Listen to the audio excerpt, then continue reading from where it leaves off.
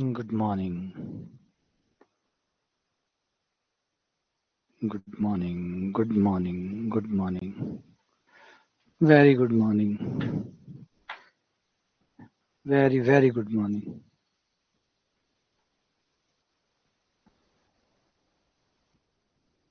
Good morning. Good morning. Very good morning. जय श्री राधे. जय श्री कृष्ण.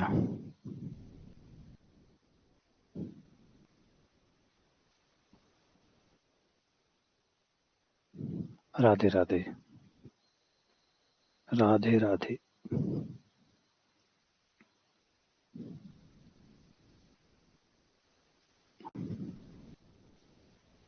हाँ, गुगु जी की पूजा हो गई आज और राखियां भी खोल दी.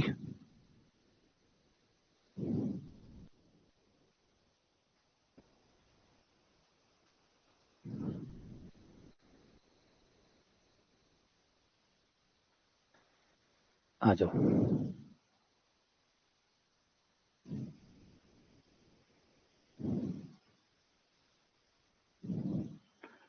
Good morning. Good morning. Good morning. तो कल हमने द्विपद प्रमेय स्टार्ट की थी, है ना? सॉरी, द्विघात समीकरण स्टार्ट की थी. क्वाड्रेटिक इक्वेशन हमने स्टार्ट की थी और क्वाड्रेटिक इक्वेशन में जो हमने पढ़ा वो था बहुपद क्या होता है ना? बहुपद क्या होता है, बहुपद की घात क्या होती है और बहुपद का समीकरण क्या होता है, बहुपद समीकरण क्या होता है, सर्वसमीका और समीकरण क्या होते हैं और समीकरणों के मूलों का ज्यामितीय अर्थ क्या होता है. ज्यामितीय में चित्र में इनका क्या मतलब होता है, क्या सेंस निकलता है, ये हमने पढ़ा. ठीक है, अब थोड़ा सा द्विघात समीकरण पे आते हैं पहले, फिर उसके बाद बात करेंगे. पहले शेषफल और एक गुणनखंड प्रमेय की बात कर लेते हैं. गुणनखंड प्रमेय एक बड़ी खास प्रमेय है, 10th क्लास की प्रमेय है जो बहुपदों के बारे में है, जिसको कहते हैं गुणनखंड प्रमेय या शेषफल गुणनखंड प्रमेय. कोई नाम से भी इसको जान सकते हैं, रिमाइंडर थ्योरम के नाम पे, फैक्टर थ्योरम के नाम से इसको ज्यादातर जाना जाता है. आपके 10th क्लास के टॉपिक में भी है. 10th क्लास का जो आपका अलजेब्रा का टॉपिक है उसमें भी ये शामिल है. बड़ी सुंदर थ्योरम है, बड़ी शानदार थ्योरम है. ये थ्योरम कहती है, ध्यान से सुनिएगा, अच्छे से समझिएगा. ये थ्योरम कहती है कि कोई भी बहुपद अगर आपके पास है, कोई भी बहुपद आपके पास है, कोई भी पॉलिनोमियल आपके पास है, कोई भी बहुपद, और उस बहुपद में अगर आप किसी और समीकरण का या फलन का या किसी और बहुपद का भाग देते हैं, छोटे बहुपद का या इसके बराबर के किसी और बहुपद का अगर आप भाग देते हैं, मान लीजिए आप x माइनस ए का भाग दे रहे हैं,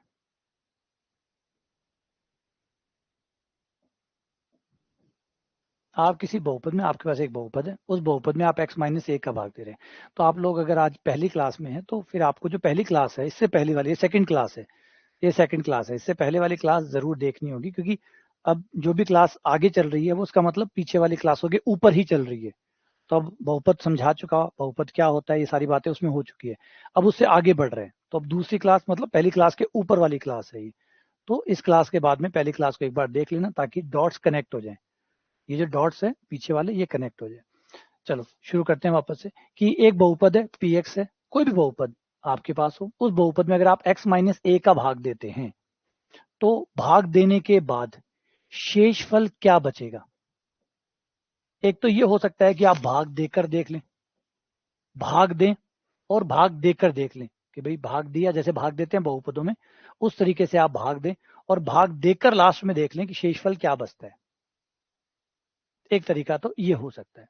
एक प्रमेय है जो आपकी मदद करती है, बोला नहीं भाग देने की जरूरत नहीं है, भाग दिए बिना ही आप पता कर सकते हैं. आप जिसका भी भाग दे रहे हैं उसको पहले साइड में करिए, ठीक है, उसे बराबर 0 करिए.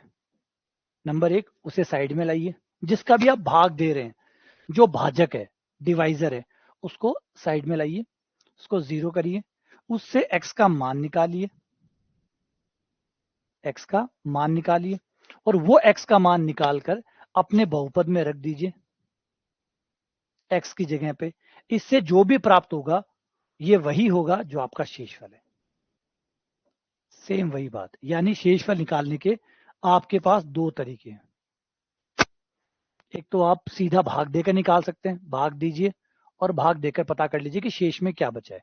या फिर दूसरा तरीका है जिसे गुणनखंड प्रमेय या शेषफल प्रमेय कहते हैं, वो कहता है नहीं, आपके लिए बहुत आसान है, आप एक काम करो, जिसका भी भाग दे रहे हो उसको बराबर में 0 करो, उससे x का मान निकालो और वो x का मान अपने बहुपद में ले जाके रख दो, जो भी आपका बहुपद देगा वही शेषफल होगा, उसके भाग देने पे वही शेषफल बचेगा।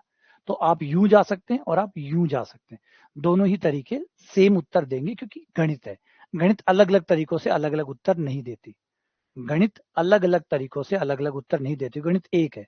तो तरीके 50 हो सकते हैं लेकिन उत्तर फिक्स होगा, क्योंकि वो वहां पे ही पहुंचा रहे हैं।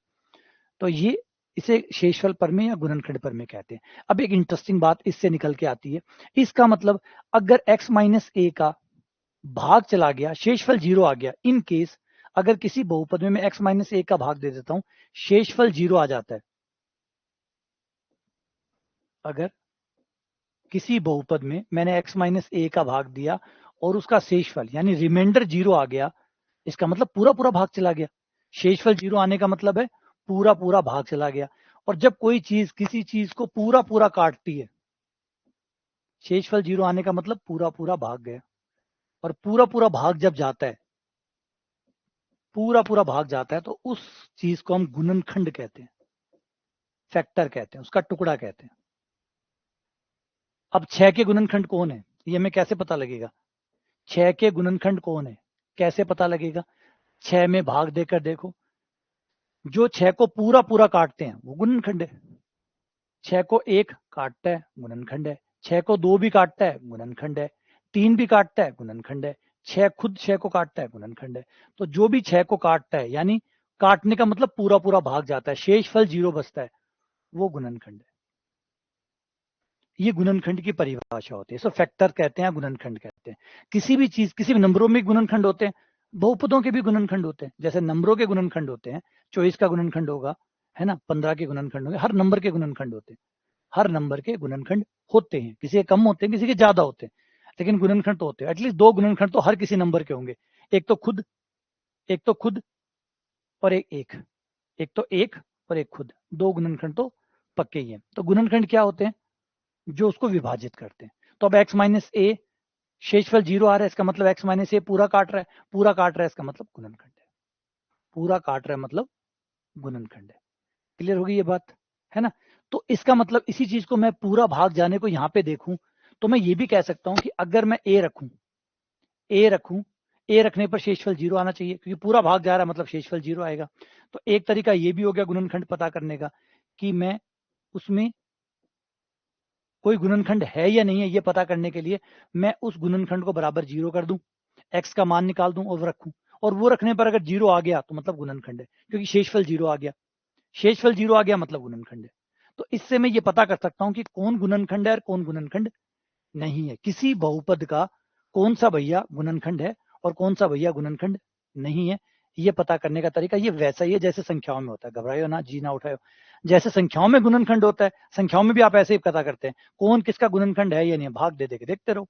जैसे 15 है, 15 का कौन है और कौन नहीं है, ये लिया 15, 15 में 1 का भाग जाता है गुणनखंड है, 2 का भाग नहीं जाता गुणनखंड नहीं है, 3 का भाग जाता है गुणनखंड है, 4 का भाग नहीं जाता है गुणनखंड नहीं है, 5 का भाग जाता है गुणनखंड है, 6 का भाग नहीं जाता है नहीं है, 7 का भाग नहीं जाता है नहीं है, नहीं जाता है नहीं है, जाता है, जाता है तो है, नहीं जाता है तो नहीं है, बात खत्म, सिंपल सी बात।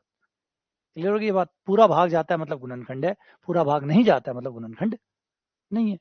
फिर आपको पता चल जाएगा कितना शेष बचेगा, पता चल जाएगा। गुणनखंड है तो शेषफल 0 आएगा, गुणनखंड है तो शेषफल 0 आएगा। तो जब भी गुणनखंड होगा शेषफल 0 आएगा, या जब भी 0 आ रहा है शेषफल तो समझ जाओ वो गुणनखंड है। गुणनखंड शेषफल 0 देगा, जो 0 शेषफल दे रहा है वो गुणनखंड है। गुणनखंड शेषफल 0 देता है, जो शेषफल 0 देता है वो गुणनखंड होता है। ये दोनों बातें एक है। जो गुणनखंड होगा वो शेषफल 0 देगा, जो शेषफल 0 देगा वो गुणनखंड होगा। ठीक है, क्लियर है? दोनों लाइन एक है, दोनों लाइन एक है, गंगाधर ही शक्तिमान है। तो गुणनखंड शेषफल 0 देगा, शेषफल 0 देगा वो गुणनखंड होगा। ठीक है, अच्छा फिर एक बात और मिल गई, बधाई हो, एक चीज और मिल गई। इसका मतलब है ए रखने पर 0 आ रहा है, ये तो मूल हो गया, ये तो मूल हो गया। मूल क्या होता है? मूल क्या होता है? जिसको रखने पर बहुपद 0 हो जाता है उसको मूल कहते हैं। तो ये मूल भी मिल गया। ये तो और कमाल की बात हो गई। हम तो मूलों की बात कर ही नहीं, गुणनखंडों की बात कर रहे थे। गुणनखंडों में से मूल भी निकल आए। तो गुणनखंडों के अंदर ही मूल होते हैं, क्योंकि गुणनखंड है मतलब पूरा भाग जाएगा। पूरा भाग जाएगा तो गुणनखंड प्रमेय के अनुसार ए रखने पर 0 आएगा। ए रखने पर 0 आएगा तो मूल किसको कहते हैं? इसी को तो मूल कहते हैं। ऐसी चीज जो बहुपद में रखने पर उसको 0 कर दे वो मूल कहलाती है। ए मूल हो गया। बताइए। तो गुणनखंड से ही मूल निकल जाते हैं फिर। ए मूल होता है। तो जो गुणनखंड होता है उसी से मूल बन जाते हैं। अगर x माइनस ए गुणनखंड है तो फिर x बराबर ए मूल है, और अगर x बराबर ए मूल है तो x माइनस ए गुणनखंड है। क्लियर बात है ना? तो यहाँ पे एक बात और पता चली, कई राज की बातें खुल रही है ना, कई पत्ते खुल रहे हैं। पहला पत्ता तो ये खुला, नंबर 1, पत्ता नंबर 1 कि गुणनखंड शेषफल 0 देगा। शेषफल 0 देगा। जो गुणनखंड होगा वो शेषफल 0 देगा, और जो शेषफल 0 दे रहा है वो गुणनखंड होगा। जो गुणनखंड है वो शेषफल 0 देगा, जो शेषफल 0 देगा वो गुणनखंड होगा। नंबर 2, अगर x माइनस ए गुणनखंड है, अगर x माइनस ए गुणनखंड है तो x बराबर a एक मूल है, और अगर x बराबर a मूल है तो x माइनस ए एक गुणनखंड है। तो x माइनस ए गुणनखंड है, x माइनस ए गुणनखंड है, इसका मतलब a रखने पर 0 आएगा। a रखने पर 0 आएगा, इसका मतलब a मूल है। मूल क्या होता है? वो होता है जो 0 देता है। मूल वो होता है जो बहुपद को 0 कर देता है, उसको रखते ही बहुपद 0 हो जाता है, वो मूल हो जाता है। बात क्लियर हुई? अब बात समझ में आई? काम की बात। ये 2 काम की बातें इस प्रमेय के जरिए बातों बातों में निकल गई। ठीक है, सही है ये बात? ठीक है। देखो थोड़ा सा आप बहुपद का मूला का बारे में एक चर्चा जरूर कर जाएंगे, छोटी सी गंभीर चर्चा करनी जरूरी है। ये सबसे खतरनाक चीज है। ये जो मूल है ये बड़े खतरनाक चीज है। आओ बात करते हैं बहुपद के मूल, थोड़ा सा एक एक्स्ट्रा चर्चा इनके ऊपर, खास लोगों पे थोड़ी सी एक्स्ट्रा चर्चा।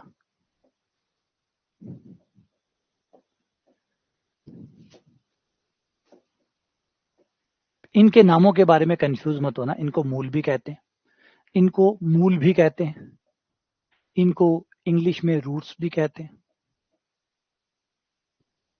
ठीक है, कई लोग इनको शून्यांक भी कहते हैं।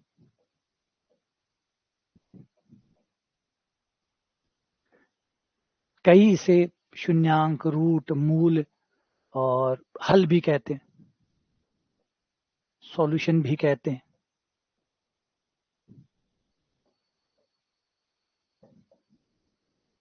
है ना, जीरो भी कहते हैं, जीरो ऑफ द पॉलिनोमियल, बहुपद के जीरो। तो इनके कई नाम है, कई पर्यायवाची है, कई पर्यायवाची इनके यूज किए जाते हैं। तो इसमें कंफ्यूज मत होइएगा, है ना, इसमें कंफ्यूज मत होइएगा। ये हिंदी के पर्यायवाची, वैसे हम जानते हैं हिंदी में बहुत नाम होते हैं, पानी के भी बहुत सारे नाम है, जल, नीर, पता नहीं क्या क्या हो रहा है ना, कम से कम 8-10 नाम मिल जाते हैं। तो पर्यायवाचियों की एक अच्छी खासी लिस्ट होती है। तो ये पर्यायवाची हिंदी में बहुत ज्यादा होते हैं। इंग्लिश वाले में कम से कम एटलीस्ट एक बात अच्छी होती है, वो एक पकड़ के बैठते हैं, बोले एक ही रखेंगे। ज्यादातर आप इंग्लिश में जाते हैं तो इंग्लिश में एक सबसे सुंदर चीज जो देखने को मिलती है वो है फिक्सेशन। रूट मतलब root, root root root root, तो फिर रूट ही चलाते हैं वो लोग, वो चेंज नहीं करते। ये अच्छी चीज भी होती है, फिर कंफ्यूजन हो जाता है प्राइवेसी से कितना भी, है ना। आप लोगों से कहो, किसी घर पे जाओ, आपको एक गिलास पानी पकड़ा दो, अगर आप उसे कहोगे एक गिलास नीर दे दो, है ना, बात एक ही है लेकिन फर्क है। बात एक नहीं है, बात एक नहीं है। प्राइवेसी होने का मतलब ये नहीं कि बात एक है। प्राइवेसी होने का मतलब ये बिल्कुल भी नहीं होता कि मतलब अर्थ एक है, क्योंकि अर्थ में अलग अलग मायने होते हैं, उसमें ताकत होती है ना। जहां अब आप शब्द यूज करते हैं, एक तो बोलते हैं नॉर्मल, मान लो जैसे स्लैप है, स्लैप का मतलब होता है थप्पड़ मारना, है ना, थप्पड़ स्लैप। और एक होता है थाप। अब दोनों का एक ही अर्थ है। स्लैप मतलब भी थप्पड़ मारना होता है, थाप का मतलब मारवाड़ी में थाप बोला, हिंदी में बोला थप्पड़, है ना, इंग्लिश में बोला स्लैप। हिंदी में थप्पड़, मारवाड़ी में थाप। तीनों को फर्क देखो दे, तीनों प्रायवाची है लेकिन अंतर है, फील आवे तीनों में अलग अलग फील आ रहा है। देखो स्लैप ज्यादा दर्द हुआ नहीं, फीलिंग कम आई। स्लैप के साथ थप्पड़ बोला, थोड़ा सा एक्स्ट्रा दर्द हुआ, थोड़ा सा एक्स्ट्रा फीलिंग आई। और थाप का सागे और जोर को लाग्यो और जोर को लाग्यो। तो ये प्राइवेसी होने का मतलब कतई ये नहीं है कि वो चीजें एक है ना। फीलिंग बदल जाती है, वो इंपॉर्टेंस है कि आप जिस चीज को ज्यादा यूज करते हैं वो उसमें ज्यादा फीलिंग ऐड हो जाती है। जिस चीज को हम ज्यादा यूज करते हैं उसमें ज्यादा फील अटैच हो जाता है। तो प्राइवेसी होने का मतलब ये नहीं कि वो एकदम बराबर है। अब हम मूल मूल मूल ज्यादातर मूल यूज करते हैं। अब शून्यंक, ऑब्वियसली बात है मूल और शून्यंक एक होते होंगे, लेकिन ज्यादा मूल यूज करते हैं तो मूल ज्यादा इफेक्टिव हो जाता है। मूल ज्यादा इफेक्टिव हो जाता है, जिस चीज को हम ज्यादा यूज करते हैं वो ज्यादा इफेक्टिव हो जाता है बजाय दूसरे के। अच्छा, चांटा बोलते हैं तो नहीं, मारवाड़ी में बहुत गजब है। मारवाड़ी में शानदार है थाप। थाप बड़ो जबरदस्त इफेक्ट पैदा करे, है ना, सुनकर ही अलग है। घर में जब बचपन में छोटा तो पापा मम्मी कहता एक पड़ी ना थाप की, वो फील अलग हो गया, मजो ही अलग हो गया। मतलब स्लैब चाहे कत्ता ही खा लो, वो आनंद को नहीं जो थाप की आवाज में ही है। आ जाओ फिर आगे बढ़ते हैं। इसलिए अंग्रेजी आ रहा ठीक है, कम से कम एक शब्द तो रखे। बहुपद के मूल, बहुपद के मूल क्या होते हैं? कोई भी बहुपद लो, ये बहुपद है और ये बहुपद समीकरण होगी। बराबर में जीरो ले लिया, बराबर में जीरो ले लिया। अब हमें क्या करना है, अब ध्यान से सुनिएगा यहाँ पे बात। हमें एक्स के मान रखने हैं, हमें एक्स के मान रखने हैं। और एक्स के वो मान जिनको रखने पर ये जीरो हो जाए वो मूल कहलाएगा। आपने एक्स बराबर a1 रखा, एक्स के मान रखते जाओ, एक्स का मान a1 रखा, a1 रखने पर मान लो जीरो आ गया, आ गया तो ये मूल है। नहीं आया, चाहे फिर प्लस आए चाहे माइनस आए, मूल नहीं है। मूल वही होगा जिसको रखने पर जीरो आता होगा। फिर अगला ट्राई करो,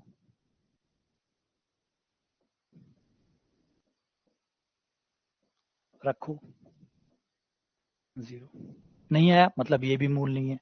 फिर तीसरा ट्राई करो। ये हमारी सदी की मानव सभ्यता की सबसे बड़ी प्रॉब्लम है।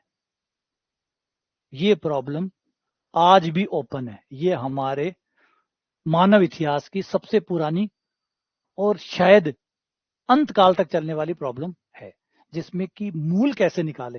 क्या ये रख रख के निकाले? ये रख रख के निकाले? इस तरीके से अगर रखना शुरू कर दिया तो हजारों पीढ़ियां बीत जाएगी, खत्म नहीं होंगे। क्यों? क्योंकि अगर हम x की जगह क्या रखने वाले हैं, x की जगह कौन से नंबर रख रहे हो? मान लो आप नेचुरल नंबर रख रहे हो, तो नेचुरल नंबर भी अनंत होते हैं। सबसे छोटा सेट है नेचुरल नंबर का हमारे बाकी सेट्स के कंपैरिजन में। अगर मैं ये भी रखता हूं तो मेरी उम्र तो ये रखने रखने में चली जाएगी। एक नहीं आया, दो नहीं आया, तीन नहीं आया, चार नहीं जीरो आया, पांच नहीं जीरो आया, छह नहीं आया, ये भी अनंत तक है। कब तक रखता जाऊंगा? समझो, तो इस छोटे से सेट भी नहीं पार पड़ रही है तो उनकी क्या बात करें। जेड इससे बड़ा है, जेड में तो माइनस वाले भी हैं, वो ट्राई कर करके देखो।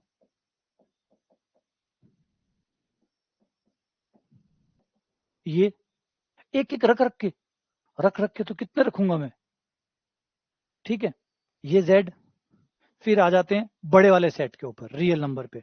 रियल नंबर होता है माइनस अनंत और प्लस अनंत के बीच में सारे नंबर। सारे नंबर मतलब दशमलव वाले, बट्टे वाले, अंडर रूट वाले, जो भी नंबर है रियल नंबर, वो सारे। अब ये कितने नंबर होते हैं, इतने इतने इतने ज्यादा नंबर होते हैं कि सोच भी नहीं सकता मैं। जिनको मैं सोच भी नहीं सकता उनको रख कैसे सकता हूँ? जिनको मैं सोच भी नहीं सकता उनको मैं रख कैसे सकता हूँ?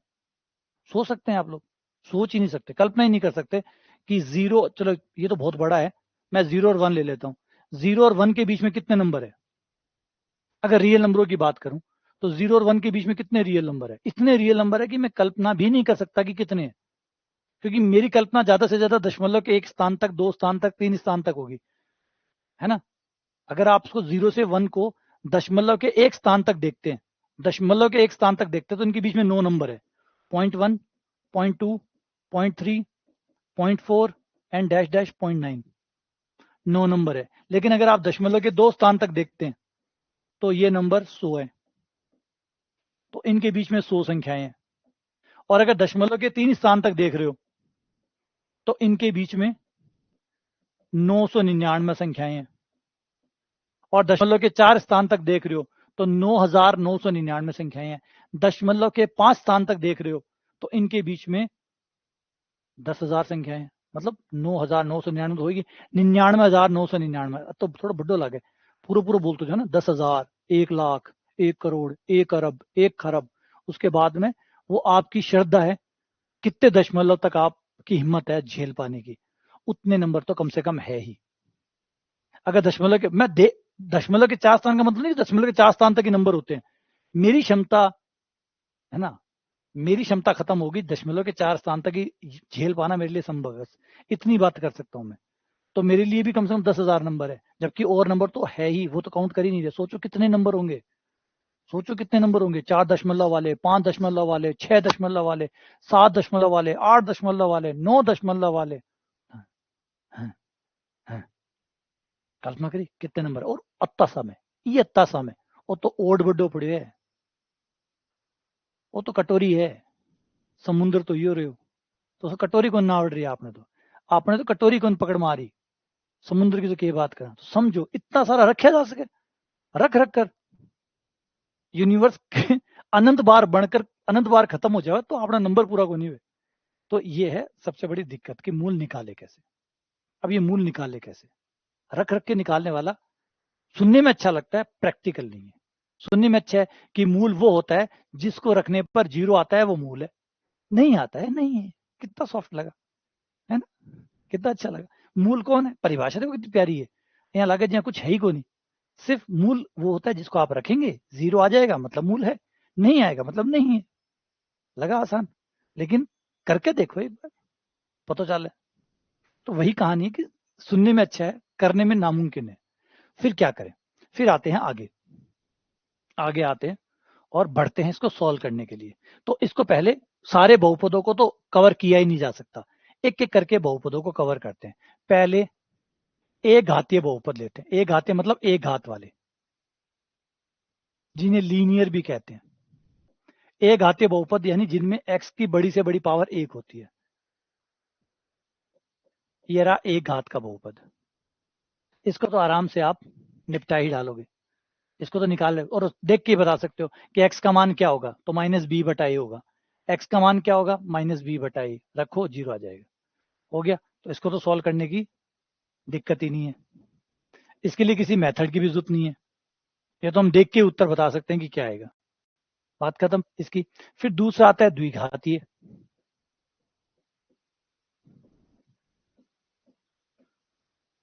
जिसको द्विघात समीकरण कहा जाता है, द्विघातीय बहुपद, या जिसे हम पढ़ रहे हैं वो है द्विघात समीकरण। समीकरण क्यों कहा गया, बता चुका कि बराबर में 0 है, इसलिए बहुपद समीकरण बन जाता है, बहुपद समीकरण कहते हैं उसको। ये द्विघात समीकरण हो गई, ये होगा। और इसको हल करने के लिए हम श्रीधराचार्य का यूज करते ही हैं, श्रीधराचार्य यूज करते ही हैं। फिर आ जाता है त्रिघातीय, 3 घात वाला। इसको हल करने के लिए हम कार्डन विधि का यूज करते हैं। इसके लिए हमारे पास विधि होती है जिसको कहते हैं कार्डन विधि, ग्रेलिमो कार्डेनो मेथड। फिर आ जाती है चतुर्घात, 4 घात वाले, चतुर्घातीय बहुपद, 4 घात वाले बहुपद, ax की पावर 4 प्लस bx की क्यूब प्लस e बराबर 0, ये हो गया 5 घात। इसके लिए होता है फेरारी विधि, 4 घात के लिए फेरारी विधि, ठीक है, 4 घात तक फेरारी विधि। ये जो 3 घात 4 घात है ये हमारे कॉलेज में आते हैं, जब हम कॉलेज में पढ़ते हैं समीकरण सिद्धांत, तब ये चीजें हम दोबारा से वहां पे पढ़ते हैं, 3 घात और 4 घात को। 2 घात को हम 12th में पढ़ते हैं, द्विघात समीकरण 12th में आता है, और ये त्रिघात चतुर्घात हमारे कॉलेज में चले जाते हैं, ठीक है। यहाँ तक विधि होती है, 5 घात फिर सोल्व नहीं हो सकता, 5 घात फिर अच्छी बात है। फिर आबेल की एक थ्योरम आती है जिसको कहते हैं आबेल इम्पॉसिबिलिटी थ्योरम, आबेल की असंभव प्रमेय। आबेल जो है हेनरी आबेल, है ना, नॉर्वे के गणितज्ञ थे, कमाल के गणितज्ञ थे, उनके नाम पे एक थ्योरम आती है जिसको कहते हैं आबेल की इम्पॉसिबिलिटी थ्योरम। आबेल ने कहा कि जिस तरीके से आपने 2 घात 3 घात 4 घात को सॉल्व किया है फॉर्मूला बना के, उस तरीके से आप आगे के बहुपदों को सॉल्व नहीं कर सकते। 5 पावर 6 पावर 6 7 8 5 या 5 से ज्यादा पावर के किसी भी बहुपद को आगे फॉर्मूला बनाया नहीं जा सकता, फॉर्मूला बना के सॉल्व नहीं किया जा सकता। तो इसका मतलब है ये कारवां यही रुक गया यार। बढ़िया करियो, बहुत ही बढ़िया करियो, नहीं आपने जान छुटानी मुश्किल हो जाती है। अभी हमारी जान छुटानी मुश्किल हो जाती। आबेल को भल्लो है, राम भल्लो करे अभी को, है ना, जीतो रहे, खूब लंबी उम्र हुए, वह तो जा चुके हो, लेकिन भगवान भी ने स्वर्ग देवे। यहाँ पे ही खत्म हो गया, आबेल की थ्योरम आई और थ्योरम ने बंद कर दिया कि भाई अब ये प्रोसेस बस 4 पावर तक ही चल सकता है। 4 पावर के बाद 5 पावर या 5 से बड़ी पावर के लिए फिर फॉर्मूला नहीं बनाया जा सकता। फिर उनको फॉर्मूला बना के जिस तरीके से इनको सॉल्व किया उस तरीके से सॉल्व नहीं किया जा सकता। वरना सोचो 4 घात के लिए कार्डन, फेरारी, फिर फेरारी आ जातो, फिर फोर्ड विधि आ जाती, कोई फोर्ड आ जातो, कोई टेस्ला आ जातो, कोई और आ जातो। बढ़िया करो, 4 पर ही काम खत्म, 4 से ऊपर आगे काम कौन करे। क्लियर हुई ये बात? ठीक है, नहीं होता, बस 4 पे खत्म, एन आन का कुछ नहीं होता। 4 के बाद में खत्म, 4 के बाद में कुछ हो ही नहीं सकता, हो ही नहीं सकता, होगा नहीं, हो ही नहीं सकता। बड़ी बात इंपॉर्टेंट है, हो ही नहीं सकता, कोई नहीं कर सकता, असंभव, कंप्लीट। इसीलिए तो कहा आबेल की इम्पॉसिबिलिटी थ्योरम। अच्छा, अब दिक्कत मैं बताता हूँ, यहाँ पे एक और प्रॉब्लम है जो मैं बीच में बताना भूल गया, कि सिर्फ रियल नंबरों में थोड़ी उत्तर होते हैं बहुपद, बहुपद के मूल तो काल्पनिक भी होते हैं, कॉम्प्लेक्स नंबरों में भी होते हैं। ये भगवान, रियल नंबर ही नहीं पार पड़ रहे हैं, कॉम्प्लेक्स नंबरों में भी होते हैं, क्योंकि एक्स का आंसर कॉम्प्लेक्स में भी आता है, कई बार आइटा में भी आता है, यानी इनके आंसर कॉम्प्लेक्स नंबरों में होते हैं, सी में, set of C, set of complex number, सम्मिश्र संख्याओं का समुच्चय। इसमें तो रियल नंबर से भी ज्यादा होते हैं। इसमें ए और बी रखते जाओ, सारे रियल नंबर रखते जाओ, मतलब ए की जगह रियल नंबर, बी की जगह रियल नंबर, तो सोचो रियल नंबर से भी रियल नंबर, रियल नंबरों से बनाओ इसको, तो जो सेट बनेगा वो होता है कॉम्प्लेक्स नंबर सेट, उसमें से भी उत्तर आते हैं। तो इतने उत्तर रख पाना पॉसिबल ही नहीं है। तो हमने क्या किया, जहां तक होता है वहां तक फॉर्मूले बना लिए। यहां तक द्विघातीय समीकरण के लिए हमारा जो हम श्रीधराचार्य फॉर्मूला बोलते हैं, या फॉरेन में इसको देकार्ते फॉर्मूला बोलते हैं, देशकार्ते रूल बोलते हैं, वो मैंने बता दिया कि वो आपको पढ़ा दिया मैंने हिस्ट्री में कि कहाँ किंतु परंतु कहाँ है। वो जो किंतु परंतु है ऐतिहासिक, वो कहाँ है, भारत है तो भारत अपने अध्यापकों को या अपने गुरुजनों को क्रेडिट देगा, इस कोई बड़ी बात नहीं है, हर कोई देश अपने क्रेडिट देता ही है और देना भी चाहिए, ये गलत भी नहीं है। तो भारत इसे श्रीधाचार्य विधि कहता है, फॉरेन इसे श्रीधाचार्य विधि नहीं कहते, वो उसको देशकार्ते, या मैंने पहले बता दिया फाइनल क्रेडिट देकार्ते को जाता है, तो उसको देकार्ते रूल बोलते हैं, और हम इसको श्रीधाचार्य सूत्र बोलते हैं। चलो कोई बात नहीं, सूत्र तो सूत्र ही है, सूत्र में थोड़ी कोई भेद है, वो तो वही है, कोई बात नहीं, हम इंडियन है, श्रीधाचार्य बोल देंगे, वो देकार्ते बोलते रहे, सूत्र तो एक है। तो ये हो गया, इसके लिए कार्डन हो जाता है, इसके लिए फेरारी हो जाता है। फिलहाल हम सिर्फ इतना पढ़ने वाले, ठीक है, क्लियर हो गया? यहाँ बात समझ आ गई? आओ वापस से चलते हैं। तो ये थी कहानी मूलों वाली।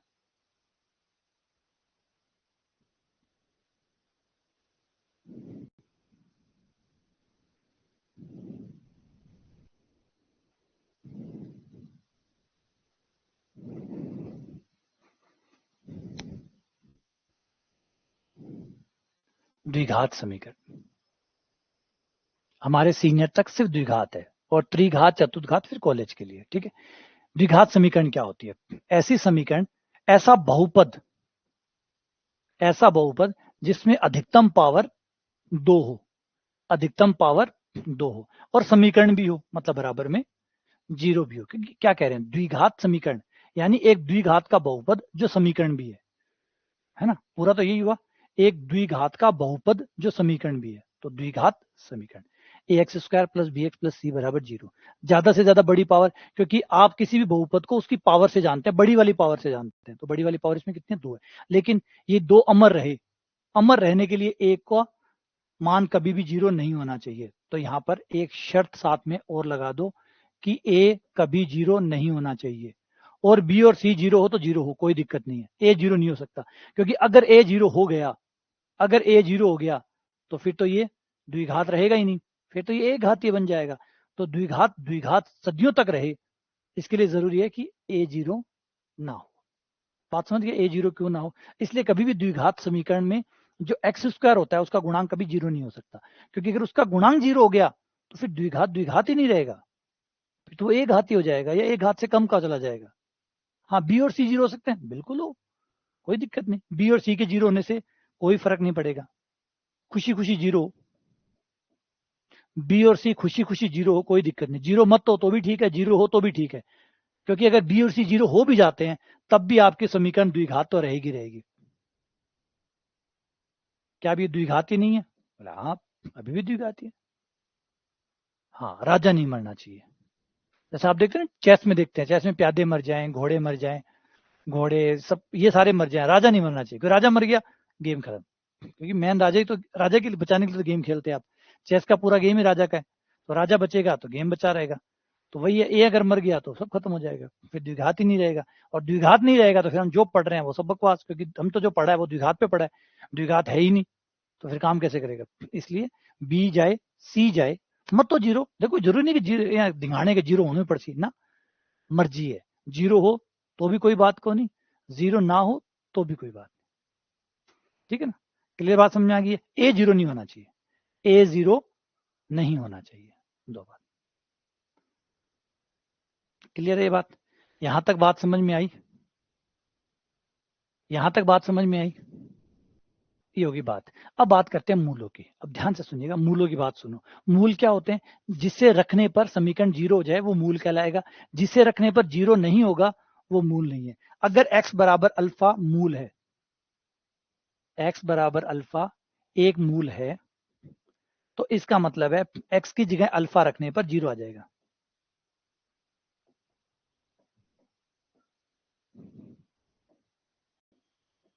अगर मूल होगा तो जैसे ही मैं रखूंगा जीरो आ जाएगा। अगर अल्फा मूल है तो रखते ही जीरो आ जाएगा, लेकिन अगर मूल नहीं है तो मान लो x बराबर बीटा मूल नहीं है, नहीं है तो जीरो नहीं आएगा, बस। फिर चाहे प्लस आए चाहे माइनस आए जीरो नहीं आएगा, कुछ भी आए जीरो नहीं आएगा, फिर चाहे कुछ भी आए जीरो नहीं आएगा, फिर चाहे कुछ भी आए जीरो नहीं आएगा। +5 आए, -5 आए, +8 आए, -8 आए, 7 आए, 3 आए, 2/3 आए, 5/7 आए, कुछ भी आए बस जीरो नहीं आएगा, क्योंकि जीरो तो मूलों पे ही आता है। यही तो खास बात है, जीरो वही लाते हैं तभी तो मूल है। हर कोई जीरो लाने लग गया तो सब मूल हो जाएंगे, तो इसलिए मूल ही जीरो लाएंगे। जीरो आ रहा है मतलब मूल है, मूल है मतलब जीरो है, वो जीरो लाएगा। मूलों में तो खास बात है ना, तभी तो मूलों की पूजा हो रही है, वरना मूल मूल कौन पूछता है? ये जीरो करते हैं इसलिए मूल है। क्लियर है? इनको मूल कहते हैं, ठीक है, ये पता चल जाएगा। अब एक हमारी फंडामेंटल थ्योरम है, एक मूलभूत प्रमेय है, मूलभूत प्रमेय अलजेब्रा की, fundamental theorem of algebra.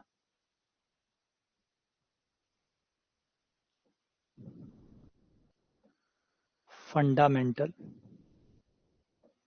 Theorem on algebra, बीज गणित की मूलभूत प्रमेय।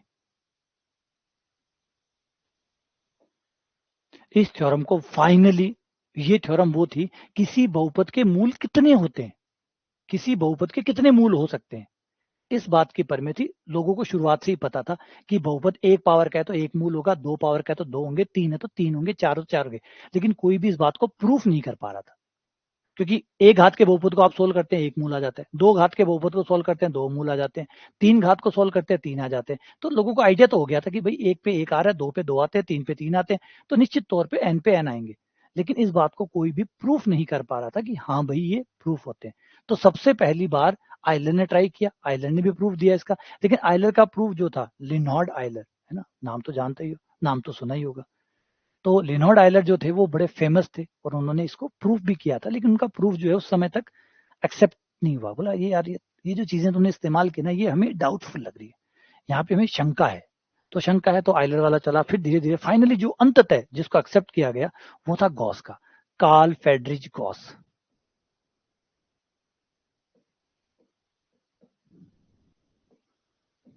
जिनको हम गॉस के नाम से जानते हैं। नाम याद कर लेना इस बंदे का।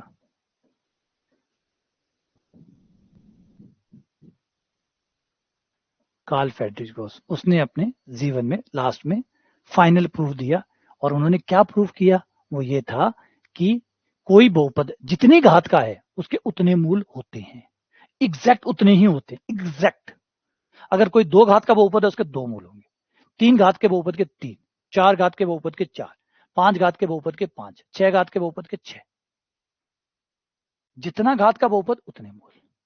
यानी कोई बहुपद, मान लीजिए px एक बहुपद है और वो n घात का है, n नीचे लिख रहा हूं, n का मतलब n घात का बहुपद है, यानी उसमें बड़ी से बड़ी पावर n है। तो अगर n घात का बहुपद है तो उसके n मूल होंगे।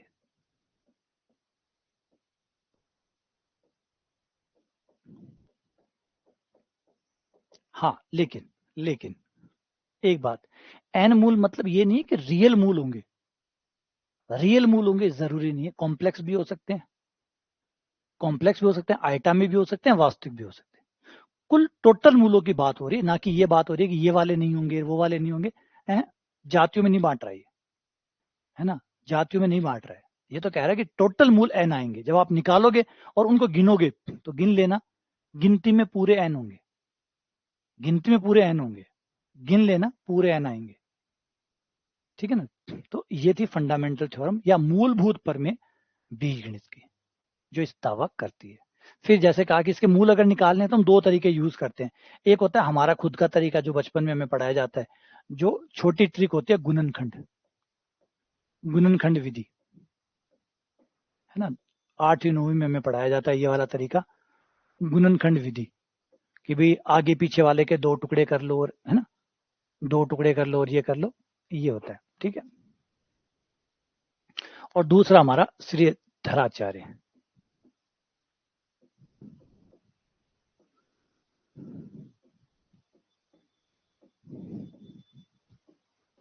श्रीधराचार्य विधि।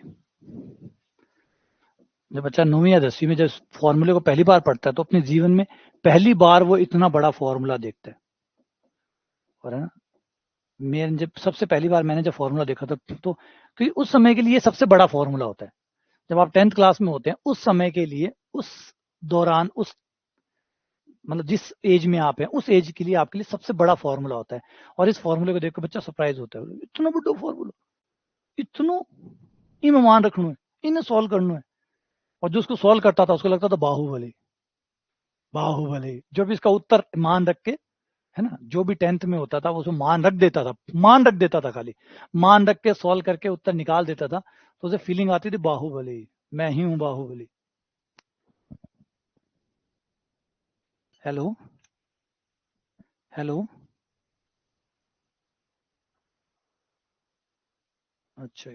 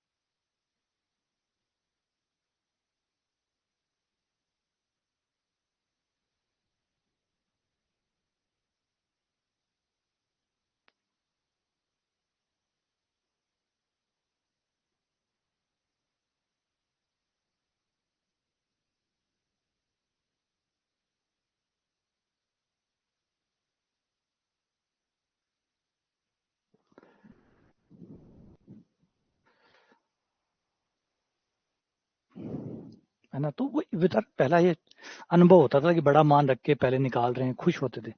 अब आ जाओ आगे बढ़ते हैं, है ना। यहाँ तक तो हम लोग समझ ही चुके हैं, अब हमारे समीकरण भी बिगड़ गए हैं, अब तो शक्लें बिगड़ गई है, गंदी गंदी शक्ल वाले सवाल आने लग जाते हैं। तो आ जाओ द्विघात समीकरण के मूलों से मिलवा देता हूँ आपको।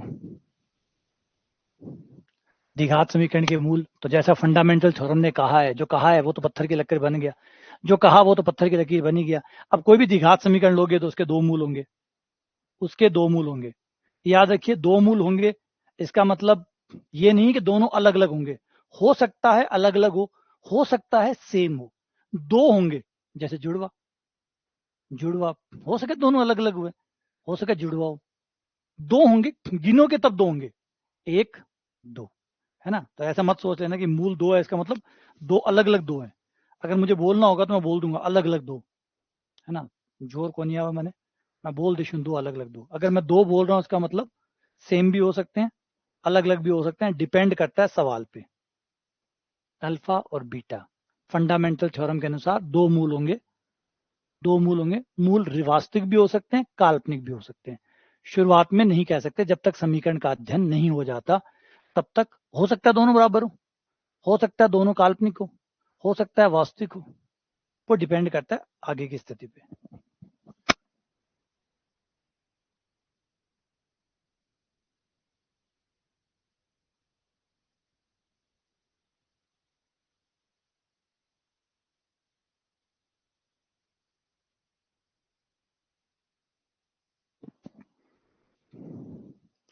ठीक है ना, तो दो मूल हो गए।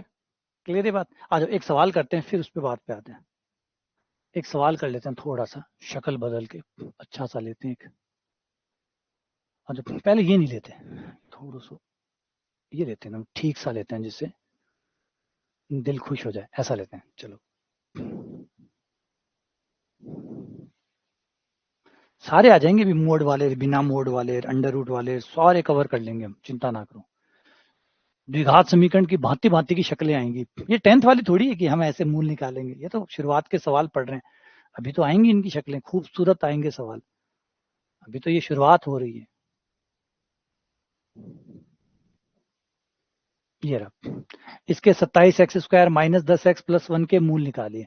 अब मूल होता है गुणनखंड करके निकाल लो, लेकिन गुणनखंड यहाँ पे दिख नहीं रहे, क्योंकि आगे पीछे की गुणा करो जो कि 27 आ रही है, और बीच वाले के टुकड़े करो कि 27 आ जाए, गुणा करने पर जोड़ करने पर 10 आ जाए। तो ऐसा टुकड़े तो साधारण तो नहीं दिखते, साधारणता तो नहीं दिखते कि 27 और 1 को गुणा करूं तो 27 तो आ जाएगा, लेकिन 10 को कैसे तोड़ूं कि 27 आ जाए। तो वो तो कुछ दिख नहीं रहा, नहीं दिख रहा तो श्रीधराचार्य के पास चलो। श्रीधराचार्य लगाने पर, है ना, श्रीधराचार्य लगाने पर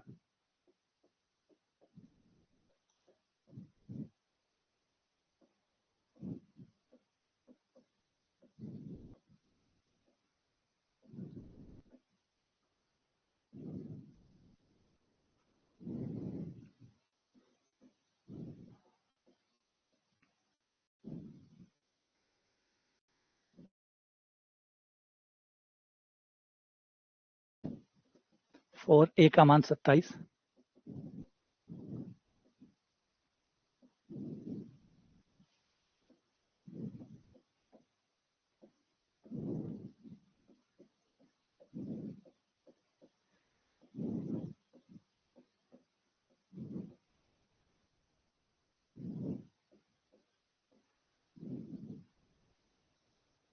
7 चौक 28, 2 10 108।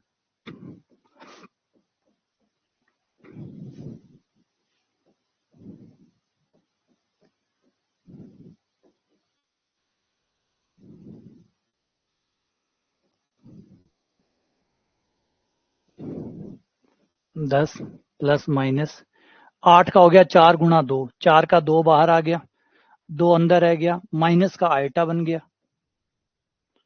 अंडर रूट -1 का आयटा बन गया। 2 कॉमन ले लो, ऊपर नीचे से कट कर दो,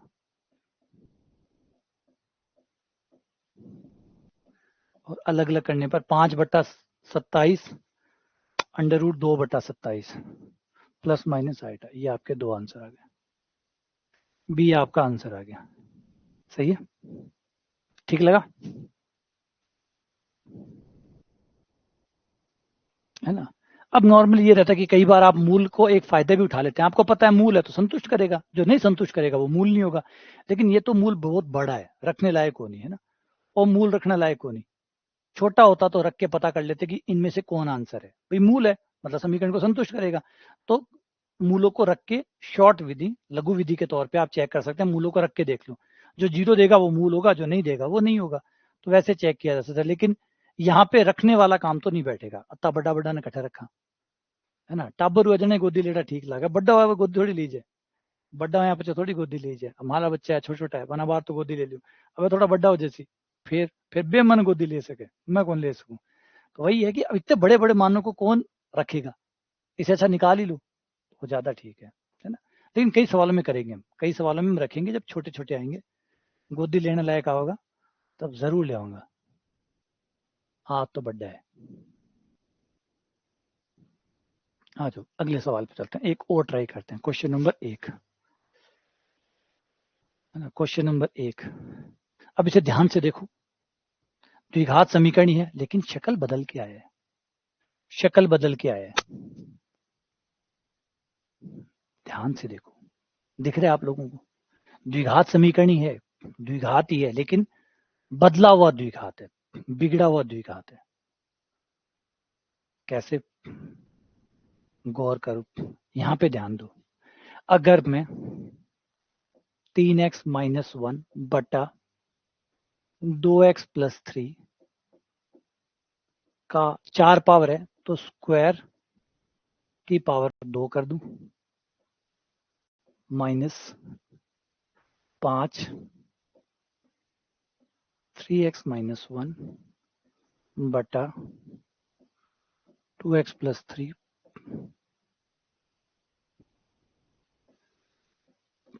4 बराबर 0। ये हो गया। अब मैं क्या करने वाला हूं, मैं इसको नया नाम देने वाला हूं। इसका नाम मैंने रख लिया y, तो ये भी y हो गया। सेम है ना, सेम टू सेम है, तो इसका नाम मैंने y रख लिया। तो मेरा सवाल बन गया y² -5y प्लस 4 बराबर 0। देखो है ना द्विघात, तो द्विघात है तो द्विघात के सवाल आएंगे, फिर शक्लें बदल के आएंगे, है ना, थोड़े बहुत बदल बदल के आएंगे। अगर द्विघात का सवाल, फिर द्विघात टॉपिक पढ़ रहे हैं तो आने तो सवाल द्विघात के ही है। अब ढूंढो उसमें द्विघात कहाँ है, तो उसमें किया, ये हो गया। अब गुणनखंड कर लो, गुणनखंड हो जाएंगे 4 और 1।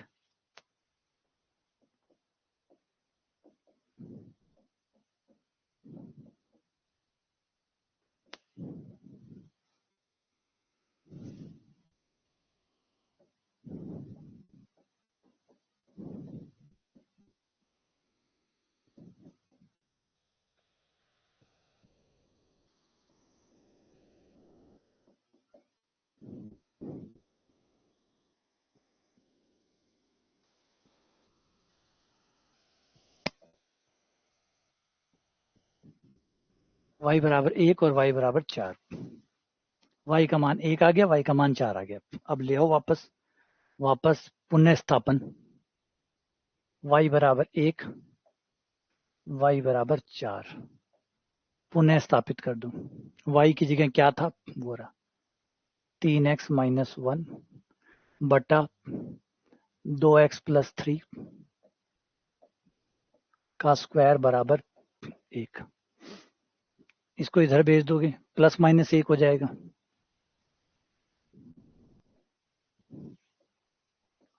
तीन एक्स माइनस 1 2x+3 बराबर +-1। एक बार +1 लो और एक बार -1 लो।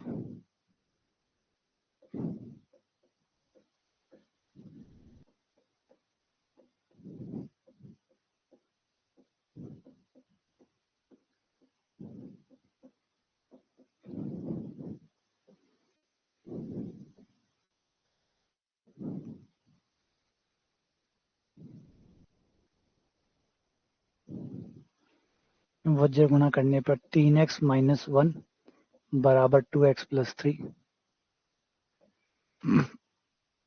x बराबर 4।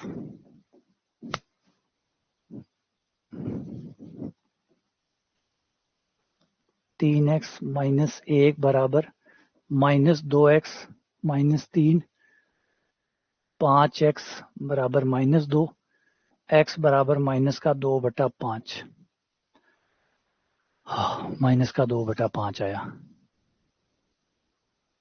ठीक है, तो -2/5 एक में ही है, एक में नहीं है, 2 में है, यहाँ पे भी बैठा है। फिर अब यहाँ पे आओ, 3x-1 पूरा सवाल सॉल्व करवा लिया इसने।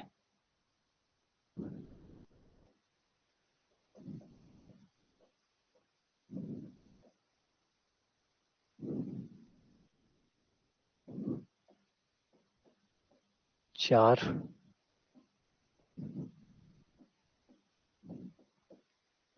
बराबर ±2